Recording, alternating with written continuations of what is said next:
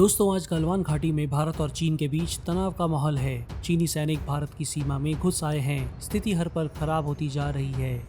हाल में 20 भारतीय सैनिकों को अपनी जान से हाथ धोना पड़ा था। हालांकि चीन की तरफ मौतों की खबर साफ नहीं है। इस बीच एक ऐसे इंसान के वीडियो वायरल हो रहे हैं जिनसे चीन भी डरा हुआ है। जी हाँ, मैं सोनम वांगचुक की बात कर रहा हूँ। इनके इस वायरल वीडियो में वो देशवासियों से चीन के सामान का बहिष्कार करने की अपील कर रहे हैं। इनका नारा है, चीन को जवाब इंडियन आर्मी देगी बुलेट से, नागरिक देंगे वॉलेट से। उन्होंने ये भी अपील की है कि सब लोग चीन की ऐप्स को एक हफ्ते में अपने फोन से डिलीट कर दें, बाकी चीनी सामान को 1 साल के अंदर अपने जीवन से निकाल दें। इसके अलावा वो सारी दुनिया को कम से कम जरूरतों के साथ जीने का संदेश लगातार दे रहे हैं ताकि पर्यावरण बच सके। चीन को लेकर तो उनके वीडियोस इतने असरदार हैं कि पूरी दुनिया में इनका नाम मशहूर हो रहा है। कोविड-19 से जूझ रही दुनिया चीन से तंग आ चुकी है और इनके वीडियोस को देखकर अलग अलग देशों में भी चीन में बनी चीजों के बहिष्कार करने की मुहिम शुरू हो रही है। चीन आज इनसे डरा हुआ है, इतना कि हर तरह कोशिश कर रहा है कि ये सफल ना हो। सोनम वांगचुक है कौन? अरे, इन्हें तो आप शायद बहुत पहले से जानते हैं। ये वही शख्स हैं जिनका कैरेक्टर एक्टर आमिर खान ने फुनसुक वांगडू के तौर पर अपनी फिल्म 3 इडियट्स में निभाया था। ये बहुत काबिल शख्स हैं। बहुत से पेटेंट उनके नाम हैं। उनके काम को देखकर लोग हैरान रह जाते हैं। सोनम वांगचुक एक इंजीनियर, एजुकेशनिस्ट और एंटरप्रेन्योर हैं, लेकिन लंबे समय से वो लद्दाख क्षेत्र में सामाजिक सुधार का काम कर रहे हैं। वो अपनी इस बात को जस्टिफाई करते हैं कि किस तरह चाइनीज सामान का बहिष्कार करना हमारे लिए उचित है। उनके वायरल हुए वीडियो का नाम है चीन को जवाब। इसमें वो तमाम सवालों का जवाब देते हैं जो चाइनीज सामानों को लेकर आपके दिमाग में हो सकता है, और ये कई भागों में है। इस वीडियो का लिंक हमारे डिस्क्रिप्शन बॉक्स में है। अगर आपने ये नहीं देखा है तो इसको जरूर देखें। अब सवाल ये उठता है कि चीन के प्रोडक्ट्स को बायकॉट क्यों करें।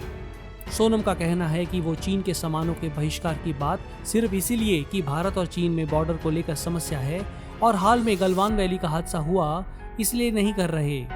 इसके बहुत से कारण हैं। उनके अनुसार चीन की सरकार अपने खुद के लोगों पर बहुत जुल्म ढाती है। चीन में तमाम सामान बुरी तरह से बंधुआ मजदूरी के तहत बनवाए जाते हैं। चीन के अधिकांश इलाके उन्होंने जबरदस्ती कब्जा कर रखे हैं, चाहे तिब्बत की बात करें या अक्साई चिन या फिर जिनजियांग की। आज उनके पाकिस्तान को छोड़कर सारे देशों से बॉर्डर डिस्प्यूट हैं। सोनम का कहना है कि चीन इस समय आंतरिक समस्याओं से घिरा है। उनकी फैक्ट्रियां बंद हैं, निर्यात ठप हो गया है, लिहाजा मजदूर नाराज है। इसलिए चीन उन समस्याओं से ध्यान हटाने के लिए सीमा पर कई देशों के साथ तनाव मोल ले रहा है। ये काम वो जानबूझकर कर रहा है। वो साफ कहते हैं कि चीन को केवल एक ही बात से जवाब मिल सकता है, वो है मेड इन चाइना, जिनसे हमें मुंह मोड़ लेना चाहिए। सोनम बहुत तरीके से बताते हैं कि कैसे हर देशवासी को चीन के खिलाफ इस मुहिम में अपना रोल निभाना चाहिए। जहां सेना चीन का जवाब बॉर्डर पर देगी, वहीं हमारा फर्ज बनता है कि हम अपने सैनिकों का साथ इस मुहिम से जुड़ कर दें। जो पैसा हम चीन को भेजते हैं, वही हमारे खिलाफ बॉर्डर पर चीन हथियार खरीदने में इस्तेमाल करता है और अपने खुद के नागरिकों पर भी जुल्म ढाता है। आपको बता दूं कि 2019-2020 में चीन से इंडिया ने 62.4 बिलियन US$ का सामान खरीदा था। अगर हम में से हर एक इंसान ये प्रण ले ले कि कोई भी चीन में बनी चीज नहीं खरीदेगा, चाहे वो कितनी सस्ती ही क्यों ना हो, तो चीन को इतना बड़ा नुकसान हो जाएगा कि चीन, जो पहले ही अपने देशवासियों के गुस्से का सामना कर रहा है, उसको झुकना ही पड़ेगा। चीन इससे ज्यादा किसी और चीज से नहीं डरता, ऐसा सोनम का मानना है। इनके इस वीडियो के बाद एक रिमूव चाइनीज ऐप्स नाम की एप्लीकेशन भी वायरल हो गई थी, जिसे 50 लाख लोगों ने डाउनलोड करके इस्तेमाल किया था। ये ऐप हमारे फोन के सारे चाइनीज ऐप का पता लगाकर डिलीट कर देता था। चीन को जैसे ही इसका पता लगा, उन्होंने गूगल पर दबाव बनाकर ये ऐप प्ले स्टोर से हटवा दी। यही नहीं, सोनम की इस मुहिम का असर इतना था कि चीन के सरकारी ग्लोबल टाइम्स अखबार को कई बार इनकी इस मुहिम का जवाब अपने आर्टिकल्स में देना पड़ा और ये बताना पड़ा कि ऐसे मूवमेंट्स का भारत के लोगों पर कोई असर नहीं पड़ने वाला। ग्लोबल टाइम्स का ये कहना था कि भारतीय लोग चीनी सामान के बिना रह ही नहीं सकते।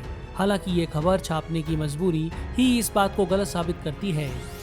अलग अलग देशों के लोग सोनम के वीडियो के असर से हैरान हैं और सोनम से प्रेरणा लेकर ये मुहिम बढ़ती ही जा रही है। जल्दी ही ये मुहिम पूरी दुनिया में फैल जाएगी और चीन को घुटनों पर ला देगी, ऐसी सोनम उम्मीद करते हैं। अब हम आपको बताते हैं कि कौन है सोनम वांगचुक और क्यों हमें उनकी बातों पर ध्यान देना चाहिए।